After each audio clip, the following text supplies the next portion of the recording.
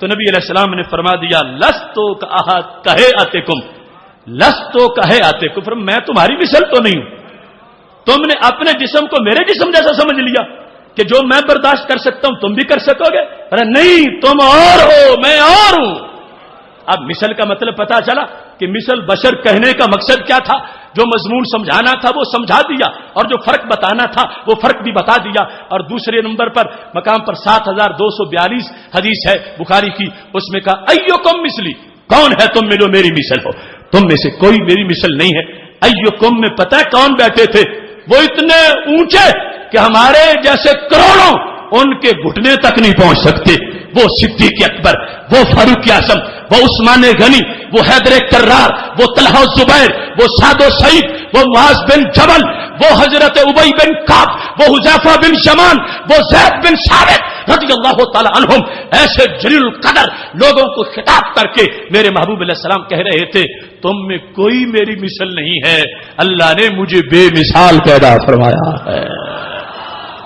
محتشم سامعین حضرات، یہ حقیقت جس کا انکشاف ہم نے نہیں کیا، شروع سے ہوتا آیا ہے، اور صرف ہماری اس وقت کی ڈیوٹی ہے کہ ہم لوگوں کو اس بات کی طرف متوجہ کر دیں جو شروع سے ہر دور میں امت کا سبق رہا ہے۔ لیکن یہاں یہ بات بھی بڑی قابل غور ہے کہ ہمارا جو عقیدہ ہے اس کے بیان میں بھی لوگ کتنی خیانت کرتے ہیں۔ ہمارا کوئی بچہ بھی ایسا نہیں کہ جو انما انا بشر مثلکم پر ایمان نہ رکھتا ہو۔ بڑا تو بڑا رہ گیا، مفتی تو مفتی رہ گیا، حافظ قاری تو اپنی جگہ رہ گیا، بچہ بھی اس پر ایمان رکھتا ہے، لیکن بے لگامی سے روکتا ہے کہ آیت کو گستاخی کا ذریعہ مت بناؤ اور بولنے میں انداز کو سامنے رکھو۔ اب دیکھو، ایک بندہ اپنی امی کو باپ کی بیوی کہہ کے بھی بلاتا ہے اور دوسرا اپنی امی کو والدہ کہہ کے بلاتا ہے، تو حقیقت تو ایک ہی ہے مگر بیان کا فرق تو بہت زیادہ ہے۔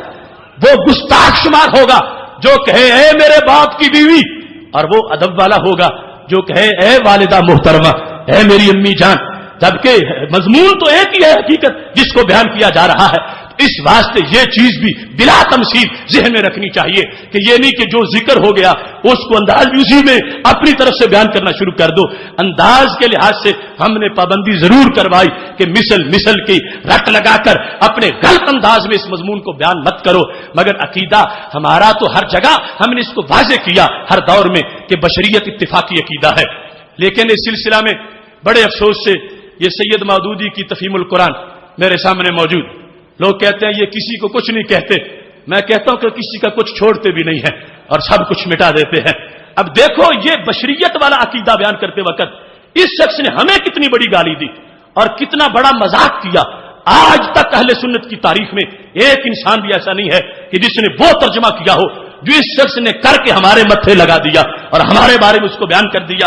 یہ اس کی پہلی جلد ہے جس کے اندر یہ آیت کریمہ وَإِنَّ مِنْهُمْ لَفَرِيقًا يَلْوُونَ أَلْسِنَتَهُمْ بِالْكِتَابِ، اہل کتاب میں ایک گروہ ایسا ہے کہ جو زبان ٹیڑھی کر کے وہ بات کتاب میں بیان کر دیتے ہیں جو نہیں۔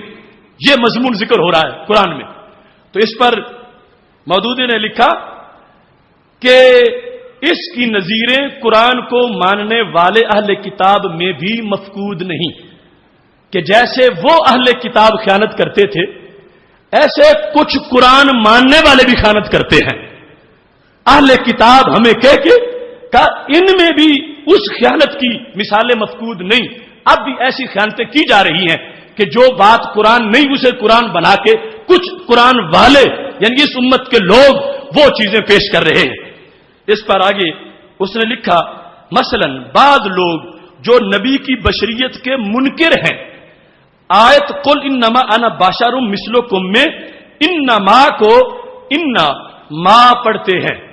اب پہلے نمبر پر تو اس نے کہا جو بشریت کے منکر ہیں، یہ جھوٹ اور کتنا بڑا، سفید بھی سیاہ بھی، کتنا بڑا جھوٹ۔ پوری امت میں ملت میں کسی ایک نے بشریت کا اہل سنت میں انکار کیا ہی نہیں، اور اس نے منکرین بشریت کہہ کر، حالانکہ لوگ کہتے ہیں بڑا براڈ مائنڈڈ ہے کسی کو کچھ کہتا نہیں، اب کفر کی گالی دینا کسی کو یہ چھوٹی گالی ہے؟ جو منکر بشریت ہے وہ تو کافر ہے، وہ تو منکر قرآن ہے، اور اس نے ہمیں منکر بشریت کہہ کر کہ نبی علیہ الصلوۃ والسلام کی بشریت کا انکار کرنے والے کیسے انکار کرتے ہیں. کہتا ہے یہ لفظ ہے نا انما، جس کا مطلب ہے سوائے اس کے نہیں یا صرف، تو وہ کہتا ہے کچھ لوگ اس کو جدا جدا کر کے پڑھتے ہیں. اب جدا کر کے پڑھیں گے، ان علیحدہ ہوگا، ما علیحدہ ہوگا. اب ما کا معنی نہیں بن جائے گا، نفی والا بن جائے گا. اب سارا آیت کا مطلب ہی ختم ہو جائے گا. تو وہ کہتا ہے کچھ لوگوں نے اس طرح کیا، انا کو علیحدہ پڑھا، ما کو علیحدہ پڑھا، اور ترجمہ یہ کیا اے نبی کہہ دو کہ تحقیق نہیں ہوں میں بشر تم جیسا، نہیں ہوں میں بشر تم جیسا. اب یہ ترجمہ کر کے ہمارے ذمہ لگا رہا. ہمارے کسی مترجم نے، جو امام ہے تو اپنی جگہ رہے، یہ آج کے چھوٹے چھوٹے علم والے خطیب بھی، کوئی ایسا تمہیں نہیں ملے گا کہ انما انا بشر مثلکم کا وہ ترجمہ کرے جو مودودی نے کر کے ہمارے ذمہ لگا دیا کہ اے نبی کہہ دو کہ تمہیں تحقیق نہیں ہوں میں بشر تم جیسا، نہیں ہوں میں بشر تم جیسا. یہ تحریف قرآن ہے، یہ تبدیلی قرآن ہے، اور اہل سنت میں سے یہ کسی نے ترجمہ نہیں کیا. اور اہل سنت کو اس ترجمے کی گالی دینا یہ بہت بڑا ستم اور بہت بڑا ظلم ہے. اور اس موضوع میں نے شروع سے لے کر آخر تک وضاحت کر دی کہ ہم بشریت کے قائل ہر دور میں، پوری تاریخ میں ہمارا ہر ترجمہ اٹھا کے دیکھ لو، ہر تفسیر دیکھ لو، ہر تشریح دیکھ لو، اس میں یہی ہے قل انما انا بشر مثلکم، کہہ دو میرے نبی کہ نہیں ہوں میں مگر بشر تمہاری مثل، سوائے اس کے کہ نہیں کہ میں تمہاری مثل بشر ہوں. بشریت کے اس بات کے ساتھ ترجمہ کیا گیا ہے، اور آگے ما قبل کو دیکھ کر اور اسلوب کو دیکھ کر ساری حیثیت کو بیان کیا گیا ہے. لہذا یہ اس طرح کے ہیں مفہوم قرآن پہ واردات کرنے والے لوگ کہ بظاہر کتنا ایک پارسائی کا اپنی طرف سے لباس بھی پہنا ہوا ہے، اور یہ کہ ہم کھلے دماغ والے ہیں، ہم کسی کو کچھ نہیں کہتے، اور اندر سے کتنا بغض، کتنا حسد ہے، اور منکرین قرآن کا تانا دے کر ہمیں پوری ملت کو پھر آگے غلط ترجمہ اپنی طرف سے کر کے کیا جا رہا ہے. اب دیکھو ہر بندہ تو نہیں جانتا، اس کے سامنے معتقدات نہیں ہے، اس کے سامنے صفحہ سے لے کر آج تک کی اہل سنت کی تاریخ نہیں ہے. وہ تو پڑھ کے کہے گا کہ یہ لوگ بریلوی یہ کیسے ہے کہ جنہوں نے قرآن ہی بدلا ہوا ہے اور کتنے غلط ترجمے کیے ہوئے ہیں، جبکہ ہمارے کسی سوئے ہوئے نے بھی ایسی نہیں بات کی، جاگتے تو ویسے ہی جاگتے ہیں. اس بنیاد پر ایسے لوگوں کے ستم جو ہے ان کا حساب بھی باقی ہے، اور انہیں اس بات پر پیغام دے رہے ہیں ہم کہ جہاں جہاں ان کی چوریاں ہیں ہماری نگاہوں کے قافلے وہاں تک پہنچ چکے ہیں. انشاءاللہ وقت وقت پر ہر جگہ سے یہ ثابت کیا جائے گا کہ کس کس نے مسلح کے روپ میں فساد کے حربے استعمال کیے، کس کس نے رہبر کے روپ میں قوم کو لوٹا اور اس ملت کے دین ایمان پر ڈاکے ڈالے.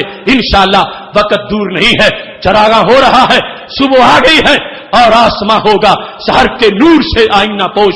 پھر ظلمت رات کی سیماپتا ہو جائے گی، پھر دلوں کو یاد آ جائے گا پیغام سجود، پھر زمین خاکے حرم سے آشنا ہو جائے گی، شب گریزہ ہوگی آخر جلوائے خورشید سے، یہ چمن معمور ہوگا نغمہ توحید سے. وآخر دعوانا ان الحمد للہ رب العالمین.